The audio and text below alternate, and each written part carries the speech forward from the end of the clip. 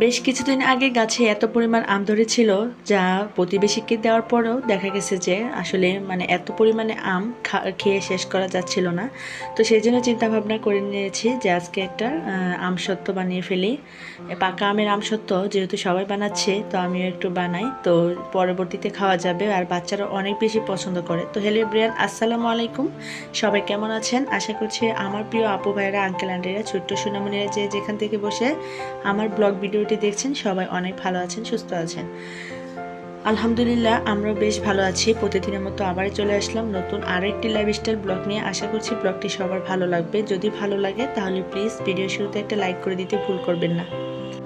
পাকা আমের আমসত্ত্বের জন্য আমি অনেকগুলো পাকা আম নিয়েছি, এই যে দেখতে পাচ্ছেন ঝুড়ি ভর্তি পাকা আম। আর আমার বাচ্চারা কিন্তু পাকা আমের আমসত্ত্ব আর যে কোনো আমসত্ত্ব খেতে অনেক বেশি পছন্দ করে, সেটা হোক কাঁচা কিংবা পাকা। সেই জন্য চিন্তাভাবনা করেই ফেললাম যে আমগুলো নষ্ট করার থেকে তো এগুলোকে আমসত্ত্ব বানিয়ে ফেলি। আর প্রচণ্ড রোদ আছে, এক রোদেই দেখা গেছে যে আমসত্ত্বগুলো খুব ভালো করে শুকিয়ে যাবে। তো যাই হোক, বেশ কিছুদিন আগের ভিডিওটা এখন শেয়ার করছি, তার কারণ হচ্ছে তো এত পরিমাণে ব্যস্ত ছিলাম যে ভিডিও এগুলো আর শেয়ার করতে পারিনি। পরে দেখা গেছে বাবার বাসায় চলে গেছিলাম, তো বাবার বাসার ভিডিওগুলো শেয়ার করেছি আপনাদের সাথে। আসলে সামনে যেটা আসে সেটাই শেয়ার করার চেষ্টা করি। মাঝে মাঝে দেখা গেছে দু একটা ভিডিও আর কি দিতে একটু লেট হয়ে যায়, তো সেই জন্যই আমার এই ভিডিওগুলো এখন বর্তমানে আপনাদের মাঝে আসছে। তো যাই হোক, আশা করছি আমার প্রিয় আপু ভাইয়ারা ভালোবেসে পুরো ভিডিওটা দেখে নেবেন। তো একটু হলেও যদি ভালো লাগে প্লিজ একটা লাইক কমেন্টস করতে আর ভুল করবেন না। আর যদি বেশি ভালো লাগে তাহলে শেয়ার করে দিবেন।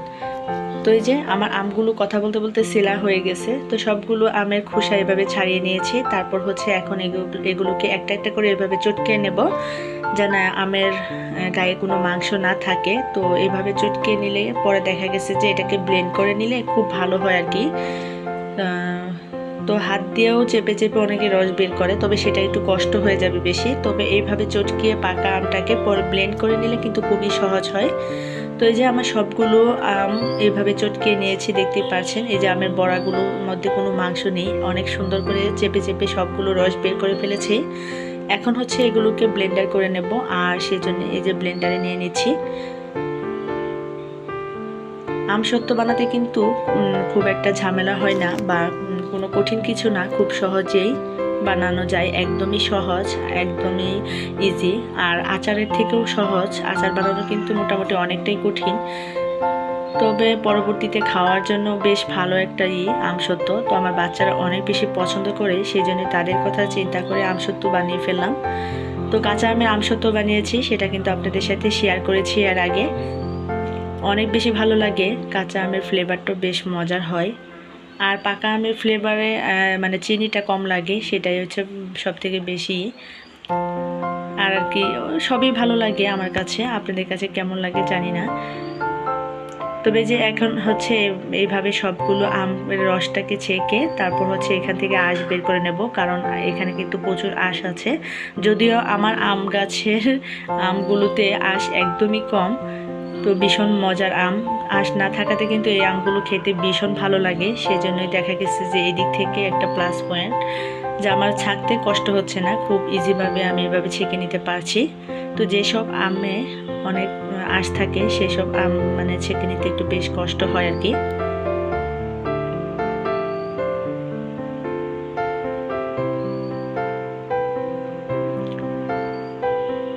তো এই যে দেখতে পাচ্ছেন, একটা ছাকনার মাধ্যমে আমি খুব সহজে খুব সুন্দর করে ছেঁকে নিচ্ছি।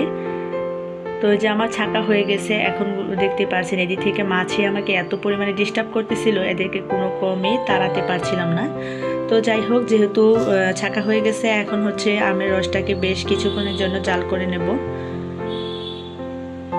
তো এই যে আমি অলরেডি পাতিলে আমের রসটাকে ঢেলে এখন খুব সুন্দর করে জাল করে নিচ্ছি। তো এটা ঘনত্বটা দেখে বুঝতে পারবেন যে কেমন থাকবে। তো এখন হচ্ছে এখানে আমি এই যে কিছু চিনি ইউজ করছি, আমি পরিমাণ মতো চিনি দিয়ে দিচ্ছি। আপনারা যে পরিমাণে আম নেবেন সেই অনুযায়ী চিনিটা দিবেন, কেমন মিষ্টি খাবেন ওই অনুযায়ী আর কি। আর এখানে সামান্য পরিমাণে বিট লবণ দিয়ে দিলাম, এই বিট লবণের ফ্লেভারটাও বেশ ভালো লাগবে আমসত্ত্ব খেতে। তো আপনারা চাইলে এটা স্কিপও করতে পারেন। আর এখানে দিয়ে দিলাম একটু সাদা লবণ, মিষ্টির সাথে একটু লবণ হলে কিন্তু বেশ ভালো লাগে সব কিছুই খেতে, সেজন্যই দেওয়া, আপনারা চাইলে নাও দিতে পারেন। তো এটাকে নেড়েচেড়ে খুব ভালো করে মিশিয়ে নিচ্ছি, চিনি লবণ সব কিছুই। তো যে আমি এদিক থেকে হচ্ছে আমসত্ত্ব যে পাত্রে ঢেলে নেব সেগুলোকে রেডি করে নিচ্ছিলাম। তো এই যে দেখতে পাচ্ছেন প্লেটগুলোর মধ্যে আমি পরিষ্কার করে ধুয়ে নিয়েছি, আর এগুলোর মধ্যে এখন আমি তেল মেখে দিচ্ছি, কারণ আমসত্ত্বর প্লেটে কিন্তু তেল না মাখলে আমসত্ত্ব কিন্তু খুব সুন্দরভাবে উঠে আসবে না। তো যাই হোক, এই যে দেখতে পাচ্ছেন সবগুলো প্লেটে আমি তেল মেখে নিলাম খুব সুন্দর করে। তো আপনি সরিষার তেলও দিতে পারেন, সয়াবিন তেলও দিতে পারেন। আমি আমার হাতের কাছে সরিষার তেল ছিল, সেই জন্য সরিষার তেলটাই দিয়ে মেখে নিলাম। আর এই যে ঘনত্বটা দেখতে পাচ্ছেন, এই ঘনত্বটা এরকমই থাকবে আমসত্ত্বের জন্য। আর এখন আমি একে একে সবগুলো দিয়ে দিচ্ছি। তো এইভাবে এই যে পাতলা করে, মানে এতটা পাতলাও করা যাবে না, খুব একটা মোটাও করা যাবে না। তো আমি খুব সুন্দর করে ছড়িয়ে দিচ্ছিলাম প্লেটের মধ্যে, যেন গোল হয়ে একদমই সুন্দর হয়ে যায়।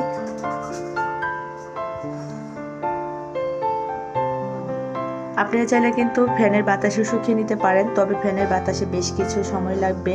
আর রোদ থাকলে কিন্তু অনেক সুবিধা, যে কোনো কাজে খুব সহজে করা যায়। আর সেজন্য আমার বেশ একটা সময় লাগেনি, একদিনই খুব সুন্দরভাবে শুকিয়ে গেছে। তবে আমি 2 দিন রোদ দিয়েছিলাম, কারণ 2টা রোদ হলে বেশ সুন্দর হয় আর কি।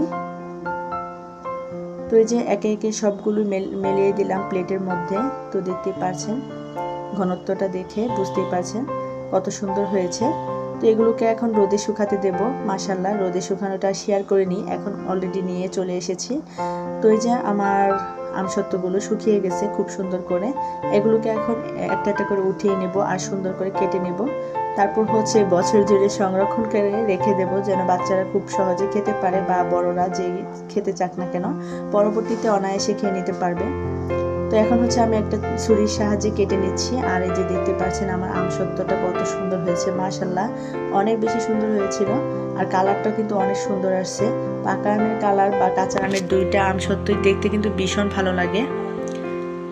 তো এই যে আমি খুব সহজে উঠিয়ে নিচ্ছি, দেখতেই পাচ্ছেন কত সুন্দর করে উঠে যাচ্ছে আমার আমসত্ত্বগুলো। তো অনেক বেশি ভালো লাগছে নিজের কাছে, যে প্রথমবারের মতো আমসত্ত্ব বানাতেও গিয়েও অনেক সুন্দর হয়েছে মাশাআল্লাহ। আর খেতেও কিন্তু অসাধারণ হয়েছিল। তো এই যে আমি একে একে এভাবে কেটে নিচ্ছি, তারপর হচ্ছে আমসত্ত্বগুলোকে একটু ভাজ দিয়ে নেব আর কি।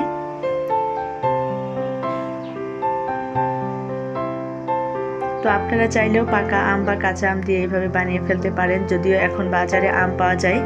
তো চাইলে কিন্তু বাচ্চাদের জন্য এইভাবে বানিয়ে রাখতে পারেন, বছর জুড়ে বাচ্চারা অনায়াসে খেয়ে নিতে পারবে খুব মজা করে। তো আমি এইভাবে রোলের মতো করে বানিয়ে নিচ্ছি। এখন এইভাবে রেখে দিলে দেখা গেছে যে বাচ্চারা অনেক বেশি পছন্দ করবে, আর দেখতেও ভালো লাগবে। খুব সুন্দরভাবে এটাকে রেখে দেওয়া যায়, সেজন্য এইভাবে ভাজটা দিলে ভালো হয়। আমসত্ত্বের ভাজটা এইভাবে দিতে হয় আর কি। তো একে একে সবগুলোকে আমি এইভাবে ভাজ দিয়ে নেব কেটে কেটে।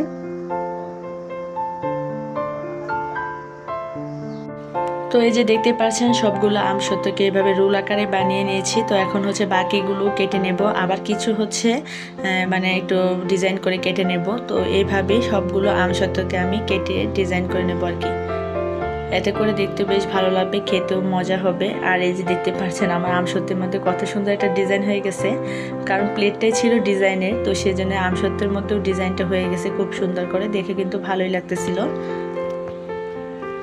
তো এই যে সবগুলো আমসত্ত্ব আমার এইভাবে কেটে নেওয়া হয়ে গেছে, আর একদমই সুন্দর পারফেক্টভাবে সবগুলো রোল বানিয়ে নিয়েছি, দেখতে কিন্তু ভীষণ সুন্দর লাগতেছিল।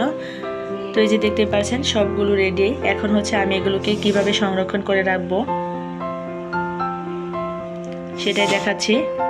তো এই যে দেখতে পাচ্ছেন সবগুলো আমসত্ত্বকে এয়ারটাইট বক্সে রেখে দেব, আর এগুলোকে নর্মাল ফ্রিজে রেখে দেব, এতে করে অনায়াসে থেকে যাবে বছর জুড়ে, কোনো সমস্যাই হবে না। এই যে দেখতে পাচ্ছেন, তো আমি এরকম এয়ারটাইট বক্স নিয়েছি, তো এগুলোর মধ্যে রেখে দিয়ে নর্মালি কিন্তু অনেক দিন যাবত থেকে যাবে। আর মাঝে মাঝে একটু রোদ দিতে হয়, আর সেই রোদটা দিলে বেশ ভালো থাকবে, কোনো সমস্যা হবে না। তো এই যে একে একে আমি সবগুলো দিয়ে দিচ্ছি। তো আপনারা চাইলে এভাবে নর্মাল ফ্রিজে সংরক্ষণ করতে পারেন আমসত্ত্ব বানিয়ে, তো অনেক বেশি ভালো লাগবে, আর বাচ্চারাও খুব বেশি মজা পাবে খেতে, বড়রাও খেয়ে অনেক বেশি মজা পাবে। তো যাই হোক, আমার ভিডিওটির সঙ্গে এখন পর্যন্ত যারা যারা আছেন আপনাদের সবাইকে অসংখ্য অসংখ্য ধন্যবাদ জানাচ্ছি। আর ভালো লাগলে প্লিজ ভিডিওটি শেয়ার করে দিতে ভুল করবেন না, একটা লাইক করে দিবেন। তো এই যে একে একে সবগুলো আমসত্ত্ব আমি এইভাবে ভরে নিলাম। তো আজকের মতো এই পর্যন্তই। সবাই ভালো থাকবেন, সুস্থ থাকবেন। পরবর্তীতে আবারও দেখা হবে। আল্লাহ হাফেজ।